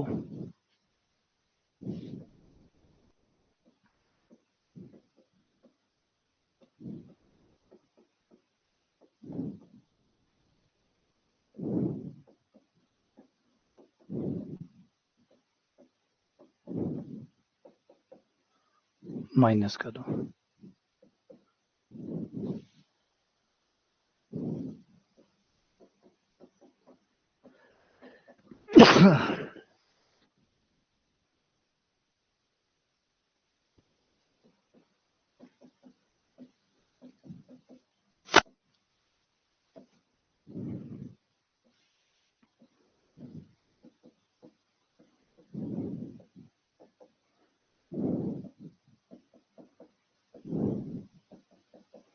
माइनस का 5/7 ये आंसर हो गया। ये आंसर हो गया। खोलते जाओ खोलते जाओ। अच्छा एक बात बताओ, क्या इसमें कोई जुगाड़ हो सकता था? क्या कोई और था मैन तरीके से ना जाए, और बिना मैन तरीके से जाए अगर इसको सॉल्व करते तो क्या हो सकता था? मतलब जुगाड़ करते तो क्या हो सकता था? इसका जुगाड़ क्या हो सकता है? बोले जुगाड़ तो कुछ भी नहीं हो सकता। अगर हम बाय ऑप्शन भी जाते तो ये इससे लंबा होता। अगर हम बाय ऑप्शन जाते, लेकिन बाय ऑप्शन जाते तो शायद बच जाते, है ना? कि बाय ऑप्शन जाते और अगर ए ट्राई किया होता, अगर ए ही ट्राई किया होता, क्योंकि जरूर थोड़ी है बाय ऑप्शन में आपको थोड़ी पता होता है। आप तो डी से ट्राई कर सकते थे, डी से शुरू कर सकते थे। आप सोचते कि ये तो नहीं होगा, कम से कम डी होगा, आप डी से ट्राई करते तो डी में ये पहला संतुष्ट कर जाता, फिर दूसरा चेक करते ये गलत हो जाता, फिर डी गलत हो जाता, फिर आप सोचते कि -2/5 संतुष्ट हो गया, इसका मतलब बी भी हो सकता है, फिर बी ट्राई करते, बी गलत हो जाता क्योंकि 7/5 काम नहीं करता, ये गलत हो जाता, फिर इस पे आते, ये दो गलत हो जाते तो ऑब्वियसली बात है ये सही हो जाता। तो शायद कुछ 10-15 सेकंड मेरे ख्याल से फर्क पड़ जाता है ना, 10-15 सेकंड। लेकिन उतना ही कोई कैलकुलेशन गलत कर दी, लघुत्तम लघुत्तम लेने में गलती कर दी, तो सारा का सारा काम खराब हो गया। तो कुल मिला के यही ठीक है ना, ये वाला ज्यादा ठीक है। सही है गलत है? अभी और कोई तरीके से जाते और किसी और जुगाड़ से जाते तो शायद लंबा ही पड़ता, या कोई कैलकुलेशन, क्योंकि फिर मान रखने में एक भी घटना जोड़ने की गलती कर दी, एक भी कम ज्यादा जोड़ दिया घटा दिया, इतने में हो गया काम बराबर, तो पूरी मेहनत बेकार हो जाती है। हाँ लेकिन अगर आप सोचो, कमाल देखो, ये तकदीर का खेल है सारा। कई बार तकदीर है कि मान लो आप बाय ऑप्शन जाते और आप ए से ही जाते। सोचो, अगर बाय ऑप्शन जाते और आप ए से ही जाते, उस समय क्या पता आपके पास कोई सद्बुद्धि आ जाती, और उस सद्बुद्धि में ये होता कि आप ट्राई करते और ए से ट्राई करते, और ए ही तो सही है, तो पहली बार में आपका काम हो जाता। लेकिन बटे सद्बुद्धि को नहीं आवे, उल्टी बुद्धि आवे। पढ़े यहाँ करता कि वो है तो आप डी से ट्राई करता है या सी से ट्राई करता। आदत यहाँ की है ना कि आप सोचा कि ए थोड़ी आंसर हो सी, और आज ए है, आपा ए ट्राई करता तो उत्तर डी निकलतो। कई बार दिमाग निशा खराब हुआ है, तकदीर इतना खराब हुआ, आपा आपा ए ट्राई करता। कई बार है ना, कहीं का तकदीर बड़ा मजबूत तकदीर हुआ है। कई जो है यहां से शुरू करते, उत्तर मिलता डी, और वो डी से जब ट्राई करते हैं उत्तर मिलता है ए। वो भी तो तकदीर वाला भी तो मामला रहता है ना।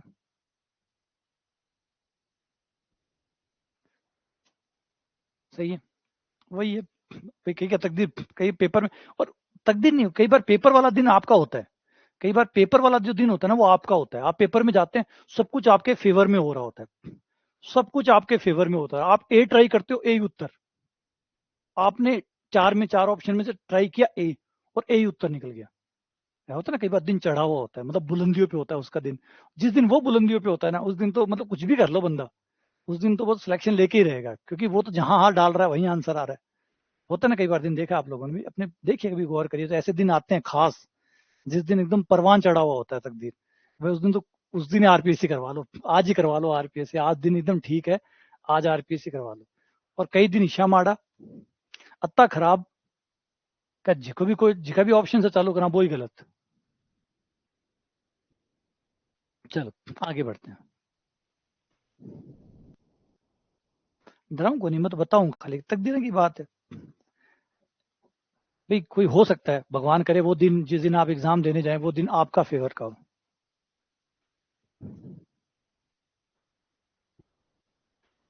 नहीं, वो 2 क्लासेस आपकी नहीं है, आप लेना चाहें तो ले सकते हैं, वो वर्क 2 वालों की है। वर्क 2 का टॉपिक चल रहा है, वो थोड़े से 2-3 टॉपिक उनके बचे हैं, तो उनकी क्लास चल रही है, तो वो आप लेना चाहें तो आप ले सकते हैं। आपकी 2 क्लासेस है, अभी फिलहाल 2 ही है, और ये क्लास खत्म होते ही आप फ्री हैं, मजे करिए। आज मूलों पे बात करते हैं। मूल कैसे हैं, ये कैसे पता चलेगा? क्या मूल निकालने के लिए हमें मूल निकालने ही होंगे, पूरे ही निकालने होंगे, या पूरे मूल निकालने से पहले ही पता लग सकता है कि मूलों की आगे स्थिति क्या होने वाली है, मूल कैसे आने वाले हैं? मूलों की प्रकृति का ब्यौरा, प्रकृति की जांच करना, मूलों की प्रकृति का अध्ययन। तो जवाब है हाँ, किया जा सकता है। इसके लिए आपको डिस्क्रिमिनेंट b² - 4ac का मान निकालना है। इसका मान ही बताएगा कि आपके मूल कैसे हैं। ऑब्वियसली बात है, हमारा जो श्रीधराचार्य का फॉर्मूला है, उस फॉर्मूले में ये चीज अंडर रूट के अंदर होती है, तो अगर ये चीज माइनस की आई तो मूल भी काल्पनिक आ जाएंगे। अगर b² - 4ac, यही तो अंडर रूट के अंदर है, अगर ये माइनस का आ गया,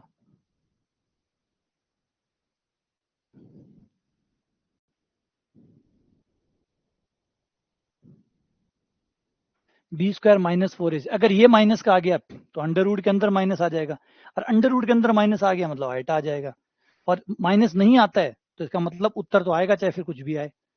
तो वास्तविक मूल होंगे जब ये या तो 0 हो जाए,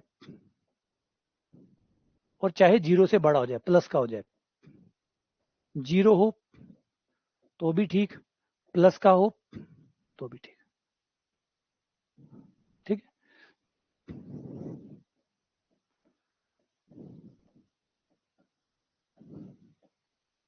काल्पनिक मूल।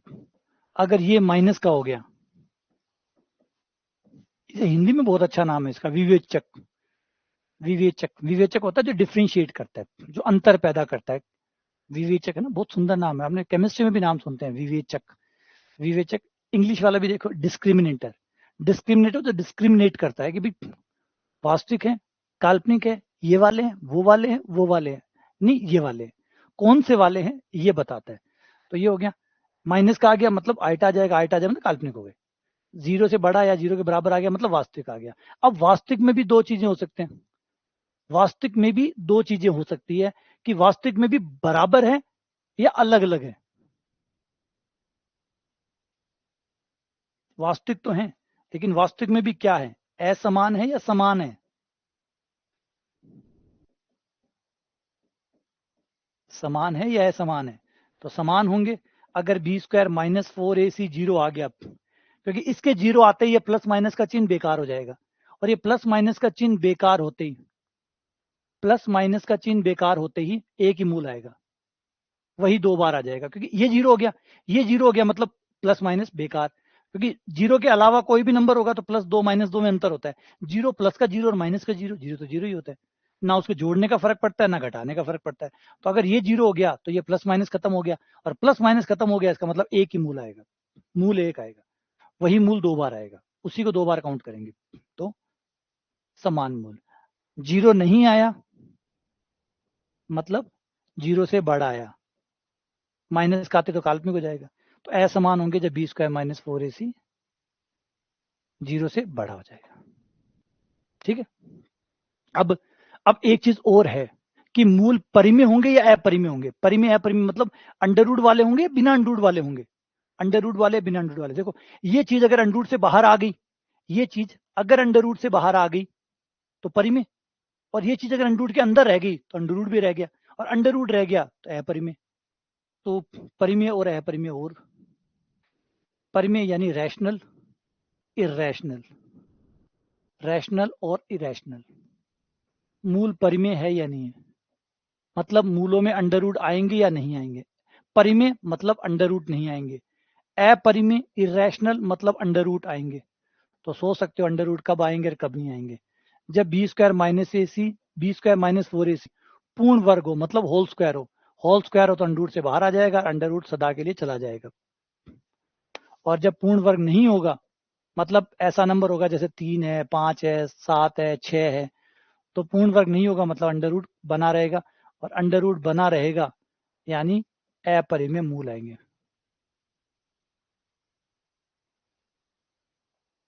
पूर्ण वर्ग नहीं होगा। परिमेय परिमेय अपरिमेय जो वास्तविक में आते हैं, तो वास्तविक होना तो जरूरी है, ठीक है ना। विविध का तो वो यहाँ वाली किताबों में कई में विवेचक विवेचक कहते हैं उसको, विवेचक। तो वापस आते हैं, परिमेय अपरिमेय ये क्या हुआ, सोच के देखो कि भाई अंडर रूट बच गया तो अंडर रूट आएगा, क्योंकि अगर कोई नंबर ऐसा है जैसे 5 है, 7 है, 6 है, 3 है, तो अंडर रूट बना रहेगा, अंडर रूट बना रहेगा तो आपके उत्तर जो होंगे वो अपरिमेय आएंगे। अंडर रूट हट गया मतलब जैसे 4 आ गया, अंदर 16 आ गया, 9 आ गया, 25 आ गया, 49 आ गया, ऐसा नंबर आ गया जो होल स्क्वायर है, तो बाहर निकल आएगा तो अंडर रूट स्वाहा, अंडर रूट खत्म तो पूर्ण, ऐसे नंबर परिमेय हो जाएंगे क्योंकि अब कोई अंडर रूट नहीं आएगा। तो परिमेय और अपरिमेय ये होती है प्रकृतियां कि मूलों की प्रकृति कैसी है, ठीक है। हाँ जो एक सवाल इस पे कर लेते हैं, मूलों की प्रकृति पे। तो ये रहा क्वेश्चन, इस द्विघात समीकरण के मूल कैसे है, काल्पनिक है, वास्तविक है, वास्तविक तथा काल्पनिक दोनों है या इनमें से कोई नहीं। देखो वास्तविक और काल्पनिक दोनों नहीं हो सकते, दोनों नहीं हो सकते, क्योंकि काल्पनिक मूलों की एक खास बात है, इस सवाल आप करते जाओ मेरी बातें सुनते जाओ। काल्पनिक मूलों की एक खास बात है, काल्पनिक मूल हमेशा जोड़े में आते हैं, काल्पनिक मूल सदैव जोड़े में आते हैं। काल्पनिक मूल कभी ऐसे नहीं आते एक काल्पनिक मूल, 3 काल्पनिक मूल, नहीं आएंगे तो 2 काल्पनिक मूल, 4 काल्पनिक मूल, 6 काल्पनिक मूल, 8 काल्पनिक मूल, वो 2 के जोड़े में आते हैं, जब भी आते हैं जोड़े में आते हैं। काल्पनिक मूल सदैव जोड़े में आते हैं और हम शक्ल भी होते हैं। काल्पनिक मूल जोड़े में आते हैं और वो भी हम शक्ल, हम शक्ल जैसे एक मूल अगर a प्लस आइटा बी है तो दूसरा a माइनस आइटा बी होगा, जहां पे भी आइटा है उसका चिन्ह बदल दो दूसरा मूल बन जाएगा, जहां भी आइटा है वो प्लस है तो माइनस कर दो, माइनस है तो प्लस कर दो, तो वो आपका काल्पनिक मूल, दूसरा काल्पनिक मूल आ जाएगा। एक काल्पनिक मूल नहीं आएगा, कोई कहे कि एक ही काल्पनिक मूल है, नहीं नहीं हो सकता।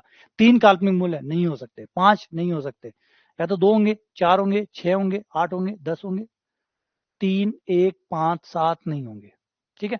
तो ये द्विघात समीकरण है, द्विघात समीकरण के 2 ही मूल होते हैं, 2 ही मूल होते हैं। अब ऐसा तो हो नहीं सकता कि एक काल्पनिक और एक वास्तविक, क्योंकि काल्पनिक जोड़े में आते हैं, तो एक काल्पनिक एक वास्तविक हो नहीं सकते, तो ये बात तो गलत है, ये कभी नहीं हो सकता। द्विघात समीकरण में कभी भी नहीं हो सकता कि एक काल्पनिक एक वास्तविक है, या तो दोनों ही काल्पनिक होंगे, क्योंकि 2 हो सकते हैं काल्पनिक, या तो दोनों ही काल्पनिक होंगे या फिर दोनों ही वास्तविक होंगे, एक एक नहीं हो सकता। हाँ त्रिघात समीकरण जब आप पढ़ते हैं, त्रिघात में ऐसा होता है, एक वास्तविक और बचे हुए 2 काल्पनिक भी हो सकते हैं, बचे हुए 2 वास्तविक भी हो सकते हैं, उसमें 2 संभावनाएं बनती है, एक मूल वास्तविक पक्का होगा, बचे हुए 2 वास्तविक भी हो सकते हैं, बचे हुए 2 काल्पनिक भी हो सकते हैं, लेकिन द्विघात में नहीं हो सकता, या तो दोनों ही वास्तविक होंगे या दोनों ही काल्पनिक होंगे, ठीक है। तो बी स्क्वायर माइनस 4ac हम निकाल लेते हैं, ये a का मान, ये b का मान, ये आपके c का मान। बी स्क्वायर माइनस 4ac का मान निकालो,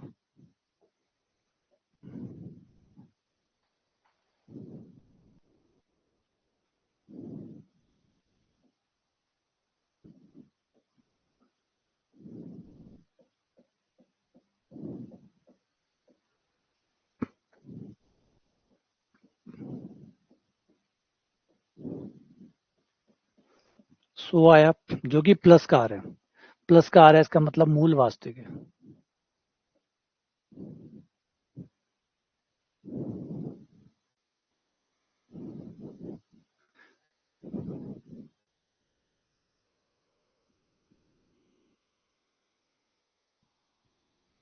टेलीग्राम बंद होगा, पता नहीं, टेलीग्राम बंद, ऐसा कुछ सुनने में तो नहीं है, कोई अफवाह हो सकता है टेलीग्राम बंद करे।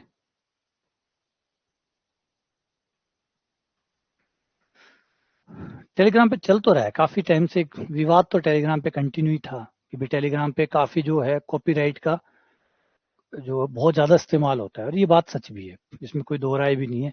चाहे मूवीज़ को ले लीजिए, चाहे कोई और चीज़ों को ले लीजिए, बहुत लंबे समय से ये कन्फर्म था कि भाई हो तो रहा है,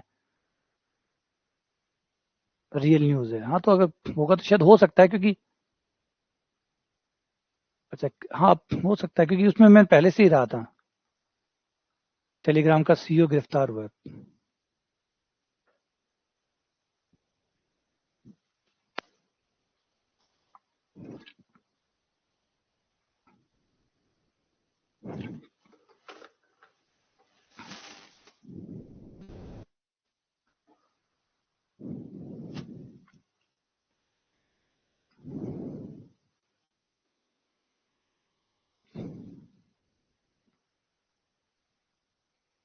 पता नहीं भाई, हो सकता है।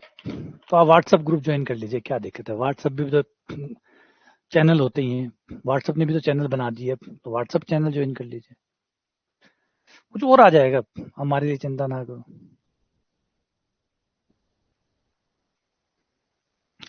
वो बहुत नीट वाला जो पेपर हुआ था, उसमें भी बहुत विवाद आया था कि नीट का पेपर आउट होता है, और नीट का नहीं है, एक पूरा बॉलीवुड जो है वो टेलीग्राम के खिलाफ बैठा है, क्योंकि जितनी भी मूवीज होती है वो कॉपीराइट के फॉर्म में ये टेलीग्राम पे बटने शुरू हो जाती है ना। मूवीज को आपने देखा होगा कि मूवीज है, वेब सीरीज है, और है, ये लगातार, अब टेलीग्राम इनको रोकता भी नहीं है। जैसे यूट्यूब है, यूट्यूब पे लोग वीडियो डालते हैं, लेकिन यूट्यूब ऐसे नहीं करने देता कि आप मूवीज डाल दीजिए, और मूवी डाल दी तो वो शायद आधे घंटे में आपके चैनल को ब्लॉक कर देता है। तो जैसे यूट्यूब जिस तरीके से काम करता है कॉपीराइट के लिए, और है तो सही नहीं, अब मूवी बनाने वाले 200-200 करोड़ रुपए मूवी लगाते हैं बेचारे, अब उनकी मूवी इस तरीके से कॉपीराइट हो जाएगी और आ जाएगी, तो फिर तो वो तो सबके लिए नुकसानदायक होगा ना। तो जरूरी है कि अगर ऐसा हो रहा है तो टेलीग्राम पे थोड़ा बहुत तो स्ट्रिक्शन होनी चाहिए थी, कि भाई आपके पास एक प्रोग्राम होना चाहिए जो ये चेक कर सके कि कौन क्या डाल रहा है। उनके पास कुछ ही नहीं है, बस वगैरह कुछ भी डालो सब चल जाएगा, वो तो गलत है।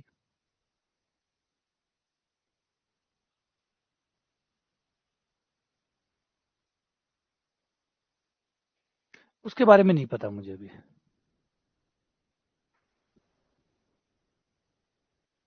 अच्छा, टेरर एक्टिविटी के लिए।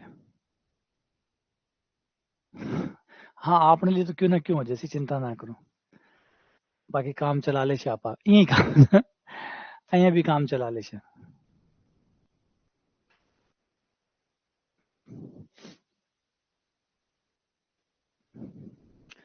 चलो एक सवाल और ट्राई कर।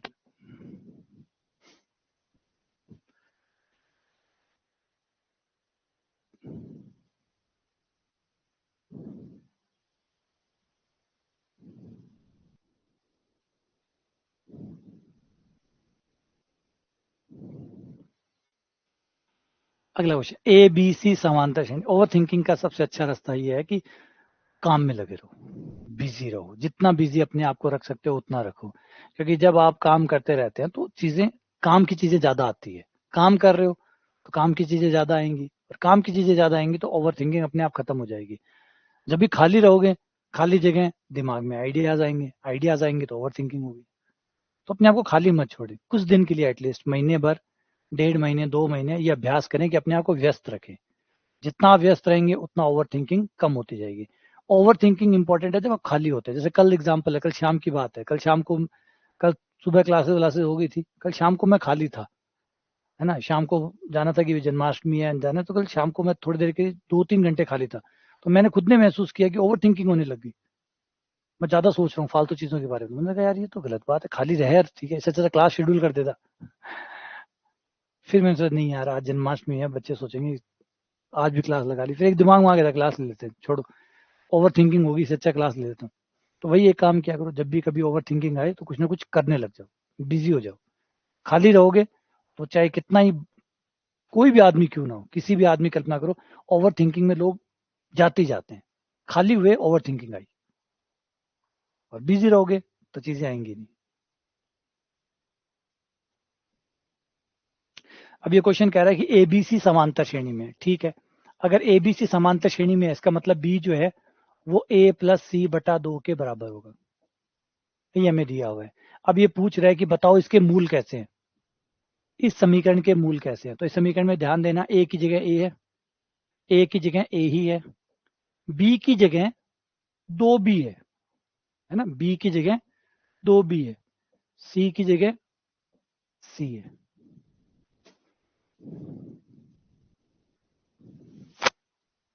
बी स्क्वायर माइनस 4ac का मान निकालते हैं, अभी पता चल जाएगा मूल कैसे हैं।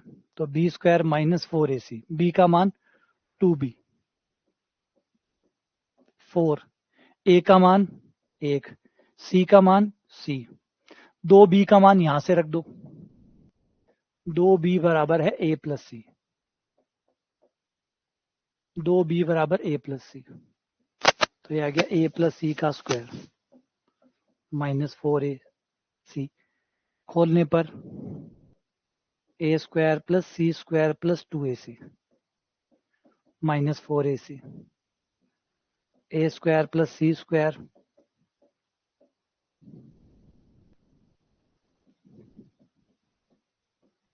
ये लो, एक तो होल स्क्वायर आया है, होल स्क्वायर तो हमेशा प्लस का होता है, होल स्क्वायर तो कभी माइनस का हो ही नहीं सकता, है ना। जो भी आया वो देखो होल स्क्वायर आया है, और हमें पता है कि स्क्वायर 0 हो सकता है, प्लस का हो सकता है, माइनस का तो नहीं हो सकता।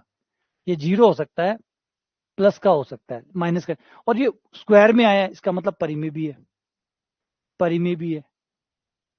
तो ये कह रहा है कि कौन सी स्थिति है, परिमेय है तथा समान है। भाई परिमेय तो है, समान है समान नहीं बता सकते, काल्पनिक तो नहीं है, पहले तो ये कट गया, काल्पनिक नहीं है, अपरिमेय भी कट गया, अपरिमेय भी नहीं है तो परिमेय। अब परिमेय में समान है या असमान है ये तो नहीं बता सकते, ये तब तक नहीं बता सकते जब तक ये नहीं बताया जा सकता कि ए और सी क्या है। अगर ए और सी बराबर है तो समान है, और ए और बी बराबर नहीं है तो असमान है। तो भाई मामला फंस गया, इस क्वेश्चन का कोई उत्तर नहीं है, इस सवाल का कोई आंसर नहीं है, क्योंकि दोनों ही डिपेंड करते हैं, बी और सी दोनों पे डिपेंड करता है कि कौन सा होगा। क्या दोनों पे डिपेंड करेगा? बिल्कुल करेगा, है ना। समान है समान कैसे बता सकते हैं? असमान, भाई ए और सी बराबर हुए तो समान हो जाएंगे, और ए और सी बराबर नहीं हुए तो असमान हो जाएंगे। अब क्वेश्चन ने नहीं बताया हुआ, कुछ भी नहीं बताया हुआ, तो जाना तो इसी में चाहिए, नहीं बताया हुआ इसका मतलब फिर ज्यादा ये सही हुआ, कायदा तो फिर इसके लिए जाएगा, जाएगा क्या यार, फिर ये सवाल बात ही गलत है। अभी के कर ले वहां को, हाँ के करा, मन भी पर भी है यार, मन ही पर भी है, क्योंकि सवाल तो अधूरा है। अब अधूरा सवाल को के करा, अब असमान भी नहीं बोल सकते, असमान भी नहीं बोल सकते, वही है ना। ए और सी बराबर, तो समांतर श्रेणी बनने का मतलब ये नहीं कि तीनों अलग अलग है तो ही समांतर श्रेणी है, दो दो दो ये भी समांतर श्रेणी है, ये लो, क्या ये समांतर श्रेणी नहीं है? देख लो, ये भी तो समांतर श्रेणी है। कोई जरूर थोड़ी समांतर श्रेणी का मतलब तीनों अलग अलग हो तो ही समांतर श्रेणी होती है, सेम सेम भी हो सकती है, दो दो दो समांतर श्रेणी है, पहला और तीसरे को जोड़ो और आधा करो, बीच वाला आया नहीं है, ये भी समांतर श्रेणी। तो समांतर श्रेणी का मतलब ये नहीं कि वो अलग अलग ही है, यहाँ कहना चाहिए था कि ए बी सी भिन्न भिन्न है, भिन्न भिन्न है तो फिर होता, यहाँ पे एक भिन्न शब्द यूज कर देता, तीन भिन्न धनात्मक वास्तविक संख्याएं हैं तो फिर ये हो जाता। अब मामला फंस गया, अब मामला बी में भी फंस गया और सी में भी फंस गया। अब आपको ज्यादा सही कम सही, अब ये ज्यादा सही कम सही क्या होता है? देखो तो गणित की भाषा में देखो, तो गणित में एक तो होता है सही, एक होता है गलत। अब ज्यादा सही ज्यादा गलत वो कौन सा है, वो ज्यादा सही कौन सा है? सोच के देखो, गणित का आदमी आप, ज्यादा सही को क्या मतलब हुआ कि जो सही में भी थोड़ा सा ज्यादा हुआ, ये वही है जो कहता है 110%, मैं आपका काम 110% कर दूंगा। पर भाई 100% होता है, 110 कौन सा होता है? बोलने में ठीक है, अलंकार लगा सकते हो, 110% तो होता अधिकतम 100 ही है, तो वही है, फंस गया। तो यहाँ पे सवाल फंस गया, अधूरेपन की वजह से फंस गया,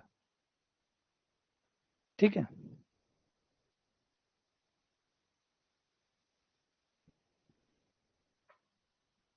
हाँ, ए और सी पे डिपेंड करेगा ना, बी और सी क्या है, तो असमान, असमान असमान भी नहीं बोल सकते आप, आपको क्या पता ए और सी अलग अलग है नहीं है, असमान कैसे कह सकते हो, आपको नहीं पता ए और सी अलग है, ए और सी सेम हुई तो ये सवाल की जिम्मेदारी बनती है, यही बात तो प्रॉब्लम है ना, तभी तो डिलीट होते हैं सवाल, तभी तो 10 10 12 12 सवाल डिलीट हो जाते हैं, उसके बड़े छोटी छोटी कमियां छोड़ देते हैं बारीक बारीक सी, और वो बारीक बारीक सी हमारे तो नंबर खा जाती है, हमने तो सवाल किया पूरा किया, उत्तर तक पहुंचे, सवाल अधूरा था, फंस गया।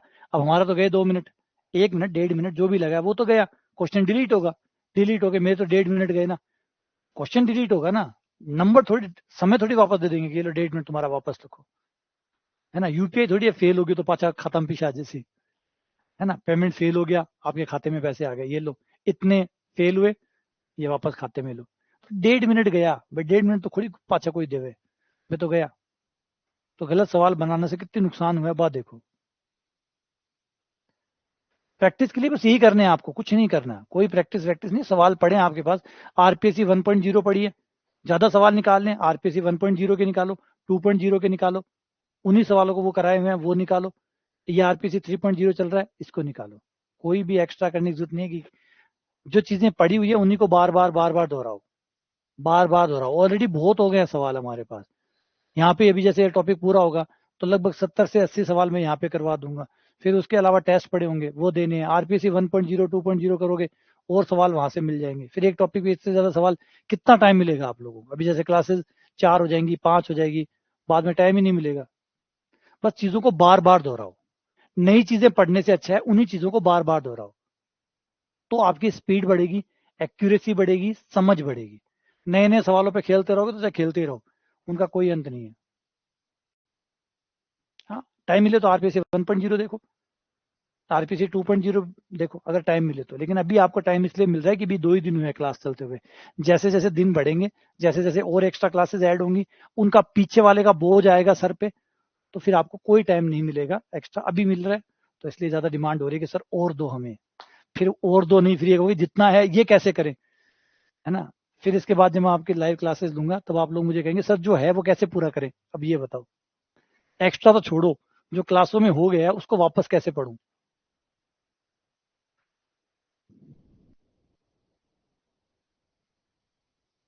ठीक है,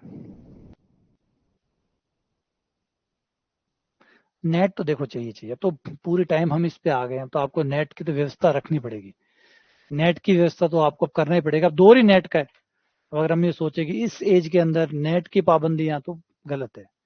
फिर जो खर्च आप कोर्स पे करते हैं उसके बराबर का खर्च आपको नेट पे भी करना चाहिए, क्योंकि आज के टाइम में अगर कोई नेट से दूर है तो फिर तो बहुत सारी चीजों से दूर है, और ये तो और चीजें भी आप पढ़ते होंगे, और चीजों के लिए भी आपको नेट चाहिए होगा।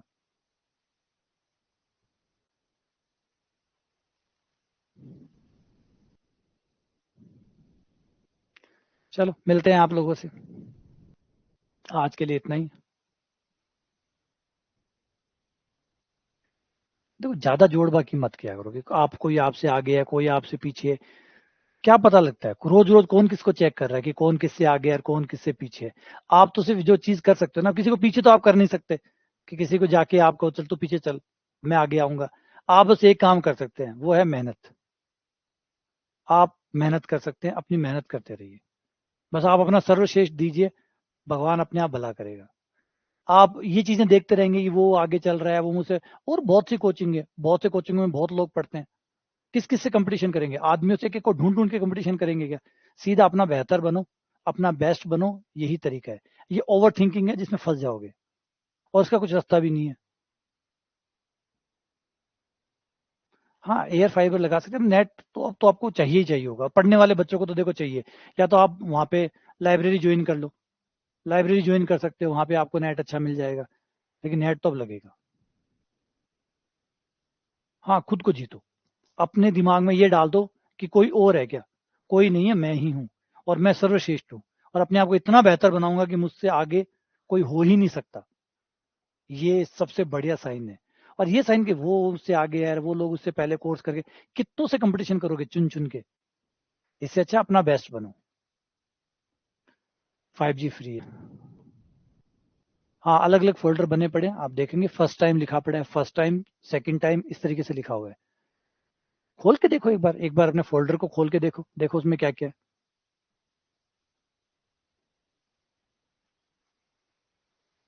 है ना। चलो मिलते हैं आप लोगों से।